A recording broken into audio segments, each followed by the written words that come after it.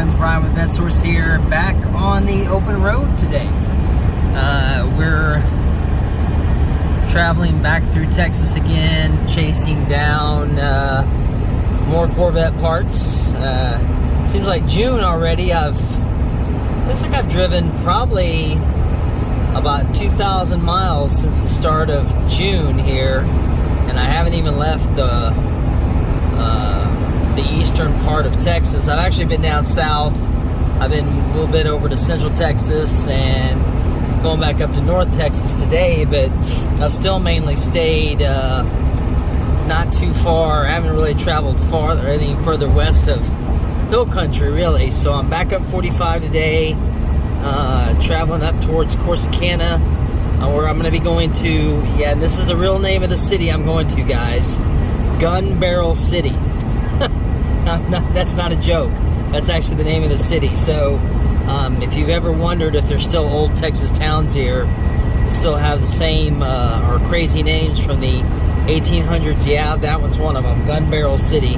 I don't think I've ever looked up the history of that city, but the name enough is interesting to ponder, if you will, you know. So anyway, I'm heading up that way. I actually found, for those of you that have watched my other series on our 72 Corvette Big Block that I've been slowly tinkering with over the last year, and unfortunately that one, the frame is workable, but it's pretty crusty. We have found a 72 Corvette up here in Gun Barrel that is completely dismantled, and it's an automatic car, and it should have a good frame. So I'm going to go and acquire the whole car. We're going to throw everything on the back of the old trailer that I'm hauling behind me there. If you can see it, maybe not, or in the rear view mirror, I guess. There it is. So we're going to go ahead and get that back up there. We're traveling through Centerville now. But yeah, so we're out under the big sun today. Of course, man, June, they turned the heat up on us. It's been smoking hot in Texas, Houston specifically, for the last week or so, well in the triple digits with our heat index, referring to how bad our humidity gets, especially down near the coast. But and of course, this is often what happens in Texas. You know, we got that massive freeze 4 months ago that we had to go through, and now we're sitting here in extreme heat. So everything on the cars is failing. You know, your batteries, AC, radiators, radiator hoses blowing out. I know personally, my tow rig here, my 2000 Chevy 1-ton that I just passed 18 years of putting this into service. So I've used this truck for 18 years straight, but everything in the front, the steering, decided to go bad at once, it seemed like. And I had a very nice white knuckle drive back from Comanche, Texas, loaded with the second of those tornadoes that was my last video I talked about, as the front end was skating all over the road back and forth with 18-wheelers coming my way. So I spent the last several days underneath the truck pulling all the components out from a 1-ton pickup. And of course, if you've ever dealt with 1-tons, you know that a lot of the stuff on there is fairly heavy duty, so it's not that much fun to get in there and play around with it, especially when it's hot and nothing wants to come apart. But 1-ton trucks, if you ever, a lot of you guys probably have 1-tons. Not a lot, but I'm sure some of you drive them, and they're just hard on suspension. So it comes with the territory. I'm way north of 200,000 miles on this truck, so there are little things to have to put into it. But the two best words in the English language for this truck right here is paid for. So, and because I'm an old guy, insurance is cheap on it. So I think I pay like $29 a month for insurance on this truck. But anyway, I'm going to keep running up the road here. Thought I'd check in. I'll show you guys some of what I pick up here. Supposedly there's quite a few extra parts that come with this car. And I know there's one interesting little item that I've been looking for I haven't seen in a while. So I'll just show you guys what it is when I get back up that way. So I'll be back in a few minutes and let you guys know where I'm at. Actually, probably I'll check back in once I picked everything up. So I'll talk to you in a little bit. So guys, just for fun, I had to show you this. I'm not quite to my destination yet, but this is an actual road in Texas that somehow I found myself on. as I was trying to get around a detour. You can see Farmer Bob's tractor there. So I am in a little town, I forget the name of it, but oh, that's for sale. Maybe I should buy that.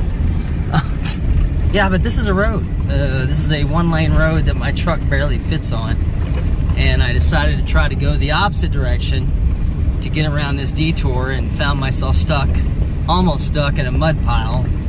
So I had to back the trailer up half a mile, find a way to turn it around in a very narrowest of little areas. And a 20-foot trailer and a 21-foot truck is not that easy to turn around with no room. So here you can see we're getting back to normal size of a road here, but this was laughable because I've traveled around a lot of places and I don't usually come across roads this small. Oh, here's the freeway, as a matter of fact. Here's 45. So, yeah, I thought you guys would enjoy that. That's a real county road of Roan. I think it must be Roan, Texas. So let me get back on the freeway. I'm going the other direction now. So I'll catch up with you guys a little bit when I'm done. All right, my friends, Brian here, back again with our trip from Gun Barrel City over with our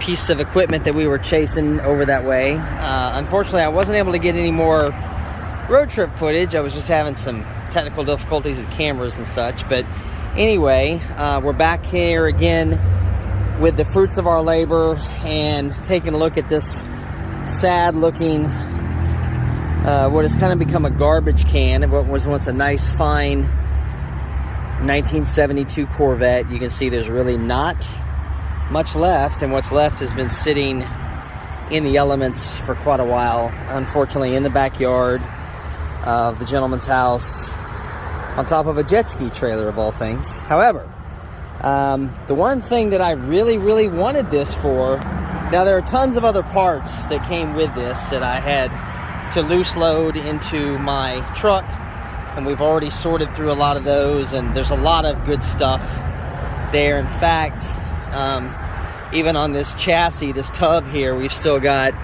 a wiper door mechanism, hinge mechanism assembly. You've got the canister over there, the bracket, the solenoid, the original wiper motor still on here. Heck, the original cloth bag for the windshield washer fluid is here. It's not in really good shape, but it's here.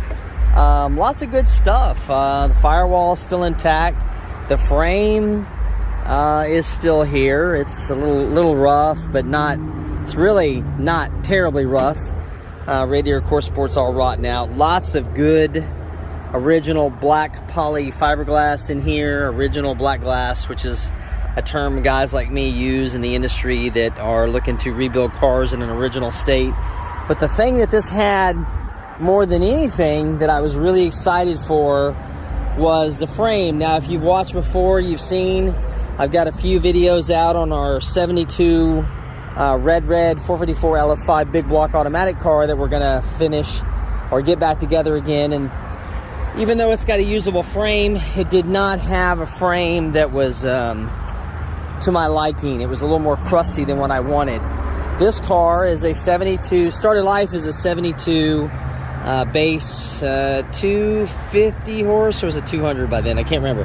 Anyway, 72 base horse car, cave-in, automatic, nice car, AC.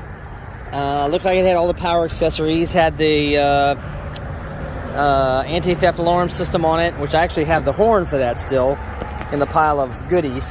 But what it has is a really nice frame. The frame is really good on this car. The gentleman wrecked it many years ago in the front, light damage, not even enough to hit the frame. And you can see, I'm pretty certain this frame had been gone through before. This car had probably been restored once before or freshened back up. So the frame was really good.